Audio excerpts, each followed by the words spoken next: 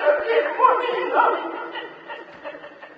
আমার বাবার নাম কাগজে 2013 সালে ডিসেম্বর 2 তারিখ আমার বাবাকে শাহবাগ থেকে তুলে নিয়ে যাওয়া হয়। আমি যখন আমার ছিল তখন থেকে আমার কোলে কোলে পড়ে চলে আসি।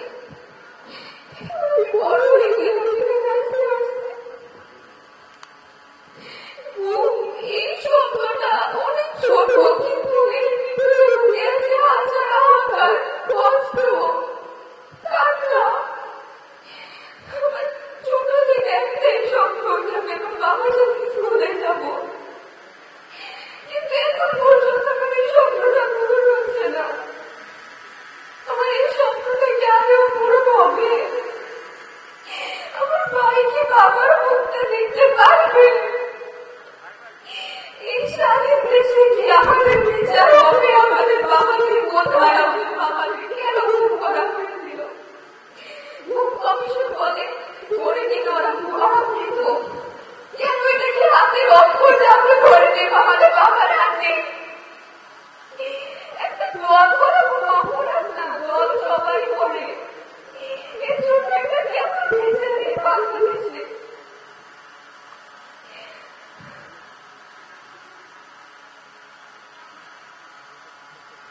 বছর যায়, কত বছর আসে, কিন্তু আমাদের বাবার আসে না।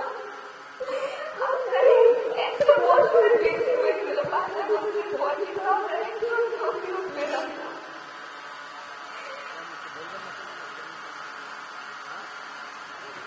আমি তারেক রহমান চাচুর কাছে আশা করি যে আমাদের বাবাকে তুলে নেবে, এই বাংলাদেশের মাটিতে বিচার করবেই করবেন।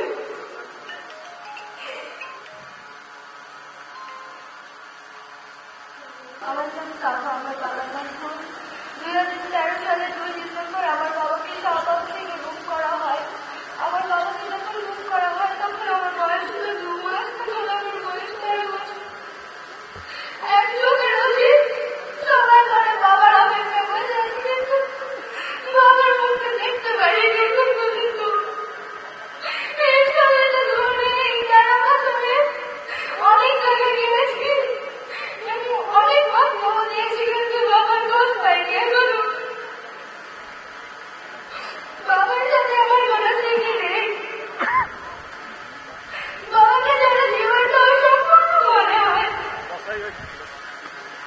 আমরা আমাদের বাবাকে ফেরত চাই, এই কথাটা অনেকবার বলেছি, কিন্তু আমরা আমাদের বাবাদের ফেরত পাইনি। তারেক রহমানের কাছে আমাদের একটাই সমাধান, আমাদের বাবাকে ফিরিয়ে দিবেন এবং সঠিক বিচার করবেন। মানসিকভাবে প্রস্তুতি আশা গ্রহণ করুন। একই সঙ্গে আমাদের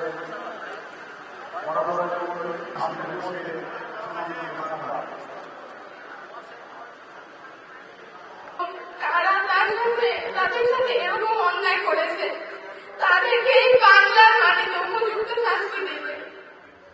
5 আগস্টের পর তো সবার জন্য দেশ স্বাধীন হয়েছে, আমাদের জন্য স্বাধীন হয়নি। আমরা আমাদের বাবাদের এখনো পাইনি। যতদিন পর্যন্ত আমার বাবার সকল চাকরিদেরকে আমরা ফেরত না পাবো, ততদিন পর্যন্ত আমাদের কোনো দেশ স্বাধীন হবে না। আমরা এই জায়গা থেকে হারতে পারবো না, ততদিন পর্যন্ত বলবো না আমরা স্বাধীন, কারণ আমরা আমার বাবাদেরকে পাইনি, আমরা তাদের হাতটা ধরতে পারিনি। আমাদের হাজারো কথা, হাজারো স্বপ্ন, হাজারো ইচ্ছে মাটিকাটা পড়ে গেছে।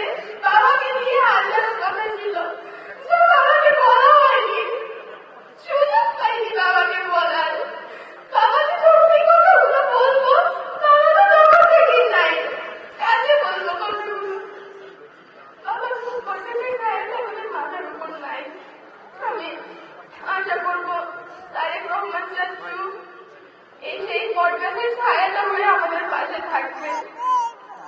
আমার এতটুকু ইচ্ছা আমার চাচুর কাছে, তিনি আমাদের পাশে থাকুন, আমাদেরকে একটু দেখুন। আমরা বেশি কিছু চাই না, আমরা কোনো বাবার আদরটুকু চাই, আর কিছু আমাদের প্রয়োজন নেই। 2 দিন আগেও তো আমার ছেলেটা যেত ফিরে আসে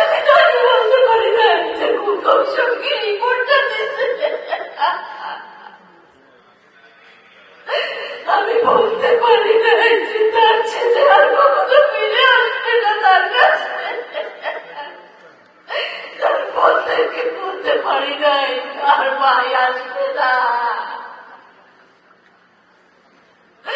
এছাড়া নিজের ভিতরে বয়ে বেড়ানো যে কি কষ্ট, কি যন্ত্রণা, সেটা শুধুমাত্র আমরা জানি, আমরা বুঝতে পারি। আমরা কেমন তাকে মৃত বলে ধরে নেব নাকি শহীদ হিসেবে ধরে নেব? আমি তো আমার তারেক রহমানের কাছে জানতে চাই, আমরা কি হিসেবে মানুষগুলোকে ধরে নেব? বাকি জীবন আমরা কি হিসেবে তাকে মনে রাখবো? আমরা একটা দিনও পাই না যে তার জন্য স্মরণ করে মনে করে একটা দোয়া করবো। আমরা যে কি যন্ত্রণা কাটাচ্ছি সেটা কেউ বুঝতে পারবে না। আমাদের রাতগুলো বালিশ ভিজে যায়, রাতের বালিশগুলো কান্না ভিজে যায়, সেটা কেউ দেখে না, কাউকে বলতে পারি না, নীরবে আমরা শুধু চোখের বালি ফেলে যাই। আমাদের সাথে দুনিয়া পরিস্থিতি না পাশ থাকতো, এই মায়ের ডাক না থাকতো, আমরা জানি না আজকে আমরা কোথায় আমাদের এই প্রতিবাদটুকু জানাতে পারতে পারতাম। আমি সেই জন্য দুনিয়ার কাছে অনেক অনেক কৃতজ্ঞ যে আজকে অন্তত থেকে আমাদের পাশে থেকে আমাদের সাহস জুগিয়েছে এই পর্যন্ত আজকে পৌঁছার। আমি আজকে 12টা বছর ধরেই একটা দিনে এটার অপেক্ষা করেছি। মহান আল্লাহর কাছে আমি বারবার বিনতি করে বলেছি, আল্লাহ তুমি আমাকে একটা দিন একটা মিনিট একটু সুযোগ করে দিও। জনাব তারেক রহমান স্যারের সাথে আমি কিছু কথা বলবো। আমার ভাই মোহাম্মদ মাজহারুল ইসলাম রাসেল, সে জগন্নাথ বিশ্ববিদ্যালয়ের ছাত্র দলের নেতা ছিলেন। 2013 সালে 4 ডিসেম্বর বসুন্ধরা আবাসিক এলাকা থেকে সুমন ভাইয়ের সাথে গুম হয়ে যায়। সে শুধু তার নেতাকে বাঁচাতে চেয়েছিল। ওকে যখন মেটাল রড দিয়ে পিড়েতে মাটিতে ফেলে দিচ্ছিল, বলতেছিল সুমন কোথায় বল, সুমন কোথায় বল। ও মারকে পরে পানিতে লুটে পরে বলে নাই রেখে সুমন। ঠিক তেমনই ভাবে 13টা বছর ধরে আমার বাড়ি হচ্ছে সেই ফোনের নকল উপজেলাতে। আমাদেরকে ঠিক এমন ভাবে অত্যাচার অবিচার করা হয়েছে। বিএনপি কেন করার তোরা? আমরা বিএনপি ছাড়ি নাই, আমরা ছেড়ে যাই নাই। আমার 2 ভাই এক বোন। আমার শুধু একটা কথাই কানে বাজে, আমি যখন ছোট ছিলাম আমার ভাইয়ের সাথে আমার একটা খুনসুটির একটা সম্পর্ক ছিল। আমি রাগ করেও বলতো বাবার চোখের মনে নয়, ভাই সোনার কলিকা, ভাইয়ের আদরের ছোট বোন।